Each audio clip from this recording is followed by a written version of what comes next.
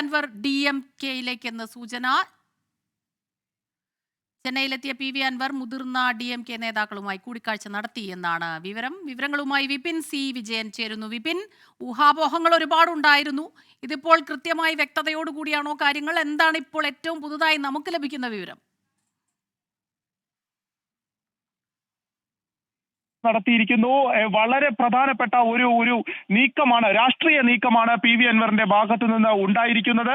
ഇന്ന് പുലർച്ചെയാണ് അദ്ദേഹം മഞ്ചേരിയിലെ വീട്ടിൽ നിന്ന് ചെന്നൈയിലേക്ക് പോയത്. അത് DMK നേതാക്കളുമായി ഒരു കൂടിക്കാഴ്ച നടത്തുന്നതിന് വേണ്ടിയാണ്.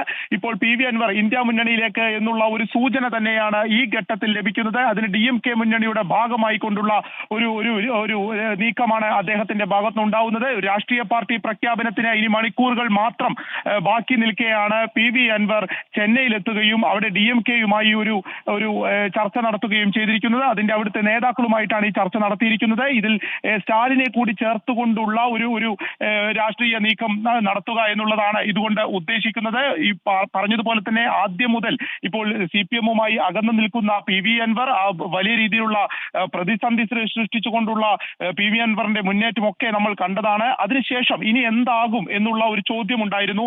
ആ സമയത്താണ് അദ്ദേഹം രാഷ്ട്രീയ പാർട്ടി രൂപീകരിക്കും എന്നുള്ള ഒരു പ്രഖ്യാപനം നടത്തുന്നത്. ഈ രാഷ്ട്രീയ പാർട്ടിയുടെ ഒരു സ്വഭാവം അദ്ദേഹം പറഞ്ഞത് ഒരു മതേതര രാഷ്ട്രീയ പാർട്ടി ആയിരിക്കും, ഒരു സെക്യുലറിസം ഉയർത്തിപ്പിടിക്കുന്ന രാഷ്ട്രീയ പാർട്ടി ആയിരിക്കും എന്നുള്ളതാണ്. അതിന്റെ നയപ്രഖ്യാപനം ഏത് രീതിയിലായിരിക്കും എന്നുള്ള ചോദ്യത്തിന് അത് ജനങ്ങളുമായി കൂടിയാലോചിച്ചതിന് ശേഷമായിരിക്കും ആ ഒരു തീരുമാനം എടുക്കുക എന്നുള്ളതാണ് PV അൻവർ പറഞ്ഞത്. അതിന്റെ പേരുൾപ്പെടെ ഉള്ളത് നാളെ വൈകിട്ട് മഞ്ചേരിയിൽ നടക്കുന്ന ഈ ഒരു പൊതുസമ്മേളനത്തിൽ പ്രഖ്യാപിക്കും എന്നുള്ളതും അറിയിച്ചു. ഇന്ന് രാവിലെ അദ്ദേഹം വാർത്താ സമ്മേളനം നടത്തുമെന്നുള്ളതാണ് ഇതുമായി ബന്ധപ്പെട്ട് പറഞ്ഞിരുന്നത്. പക്ഷേ വാർത്താ സമ്മേളനത്തിന് തൊട്ടു മുൻപ് അദ്ദേഹം ചെന്നൈയിലേക്ക് പോയി എന്നുള്ളൊരു അറിയിപ്പാണ് വീട്ടിൽ നിന്നും അദ്ദേഹത്തിന്റെ ഓഫീസിൽ നിന്നൊക്കെ ലഭിച്ചത്. അപ്പോൾ ചെന്നൈയിൽ പോവുകയും അവിടുത്തെ DMK നേതാക്കളുമായി ഒരു ചർച്ച നടത്തുകയും ചെയ്തിരിക്കുന്നു. അതിവേഗമുള്ള ഒരു രാഷ്ട്രീയമായിട്ടുള്ള ഒരു മുന്നേറ്റമാണ് ഇതുമായി ബന്ധപ്പെട്ട് ഇപ്പോൾ നമുക്ക് പറയാൻ കഴിയുക. കാരണം ഒരു സെക്യുലറിസം ഉയർത്തിപ്പിടിക്കുക എന്ന് പറയുമ്പോൾ പിണറായി വിജയനെ പോലെ തന്നെ കേരളത്തിൽ കുറച്ചുകൂടി സ്വീകാര്യതയുള്ള ഒരാൾ തന്നെയാണ് MK സ്റ്റാലിനും. അതുകൊണ്ട് തന്നെ സ്റ്റാലിന്റെ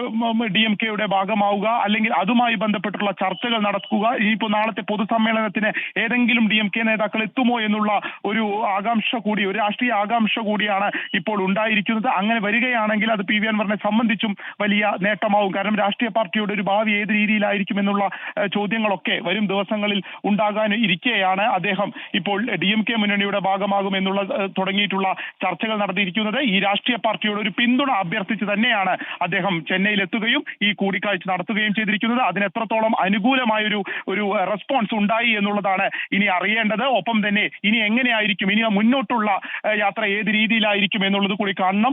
ഇപ്പോൾ ഈ ഒരു സംഘപരിവാറിനെ കൃത്യമായി എതിർക്കുന്ന CPM-നെ പോലെ തന്നെ കൃത്യമായി എതിർക്കുകയാണ് DMK-യും ചെയ്യുന്നത്.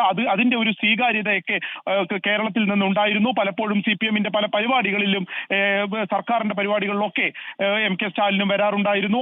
ആ രീതിയിലുള്ള ഒരു സ്വീകാര്യത അദ്ദേഹത്തിന് നിലനിൽക്കുമ്പോൾ തന്നെയാണ് PV അൻവറിന്റെ പാർട്ടി PV അൻവർ അവിടെ എത്തുകയും അദ്ദേഹത്തെ കാണുകയും ചെയ്തിരിക്കുന്നത്. ഇപ്പോൾ വിപിൻ, നിർണായകമായ ഒരു വിവരമാണ് ഇപ്പോൾ പുറത്തു വരുന്നത്. കാരണം കഴിഞ്ഞ കുറേ ദിവസങ്ങളായി നമ്മൾ കാണുന്നതാണ് PV അൻവറിന്റെ ഓരോ നീക്കങ്ങളും വലിയ രാഷ്ട്രീയ ചലനങ്ങൾ ഉണ്ടാകുന്നു, അതിന്റെ തുടർ വിവാദങ്ങൾ ഉണ്ടാകുന്നു, വിമർശനങ്ങൾ ഉണ്ടാകുന്നു, പലതരത്തിലുള്ള ഊഹം വരുന്നു. ഏത് പാർട്ടി, ഏത് മുന്നണിയിലേക്കാകും PV അൻവർ പോകുക എന്നുള്ള രീതിയിൽ പോകുന്നു.